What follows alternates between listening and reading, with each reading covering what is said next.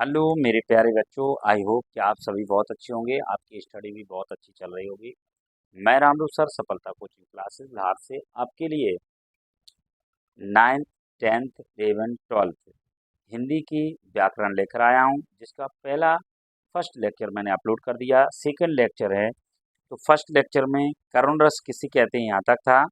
तो करुण रस का उदाहरण मैंने नहीं उसमें अपलोड कर पाया था। हे खग हे मृग हे मधुकर श्रेणी तुम देखी सीता मृग। एक करुण का स्थायी शोक है, तो शोक में इसको लिख सकते हैं। एक और उदाहरण है इसका, अभी तो मुकुट बना था मात, कलिए हुए हल्दी के हाथ, खिले भी ना थे लाज के बोल, खिल ना सके चुम्बन सून कपोल, जो कि मैंने अपलोड नहीं कर पाया है। और नेक्स्ट क्वेश्चन है, बीरस किसे कहते हैं, उदाहरण से समझाइए। जब काव्य को पढ़कर सुनकर देखकर व्यक्ति के मन में उत्साह की भाव जागृत हो जाती है, उसे बीरस कहते हैं। इसका स्थायी भाव उत्साह है।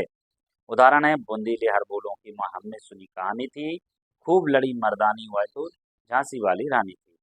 भयानक रस किसे कहते हैं, उदाहरण सहित लिखिए। जब काव्य को पढ़कर सुनकर देखकर व्यक्ति के मन में भय की अनुभूति होती है, उसे भयानक रस कहते हैं। इसका स्थायी भाव भय है। उदाहरण, एक और अजगर ही लिखिए लखी, एक और मृगराय, विकल बटोही बीच योग परयो मूर्छा खाए। शांत रस किसे कहते हैं, उदाहरण सहित लिखिए। जब किसी काव्य को पढ़कर सुनकर या देखकर व्यक्ति के मन में शांति के भाव जागृत हो जाते हैं, उसे शांत रस कहते हैं। इसका स्थायी भाव निर्भीत है। उदाहरण है, हे प्रभु आनंददाता ज्ञान हमको दीजिए, शीघ्र सारे दुर्गुणों को दूर हमसे कीजिए। रोदरस किसे कहते हैं, उदाहरण से समझाइए। नेक्स्ट आपका है, तो देखिए इसमें रोदरस किसे कहते हैं, इसमें देखिए आप, जब काव्य को पढ़कर सुनकर देखकर व्यक्ति के मन में क्रोध के भाव जागृत हो जाते हैं, उसे रोदरस कहते हैं। इसका स्थायी भाव क्रोध है। उदाहरण है, श्री कृष्ण की सुन वचन अर्जुन क्रोध से जलने लगे, सब सो गए अपना भूल कर करतल युगल मनने लगे।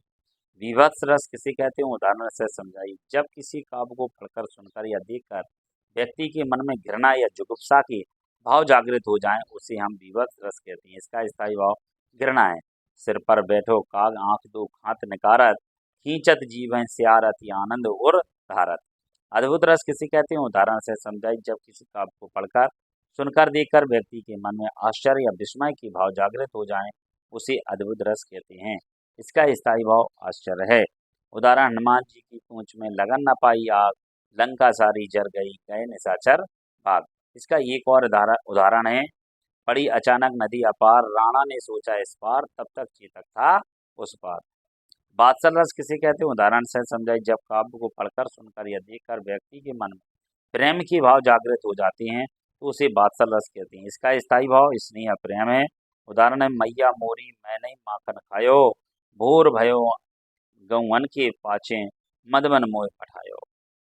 आशा करता हूँ यदि आपको ये वीडियो अच्छा लगे तो लाइक सब्सक्राइब और शेयर अवश्य करें। धन्यवाद। ये मैं बुक के माध्यम से सभी नोट्स तैयार कर रहे हैं, तो आशा करता हूँ कि आपको ये अच्छा लगे, तो बिल्कुल लाइक सब्सक्राइब और शेयर जरूर करें। धन्यवाद।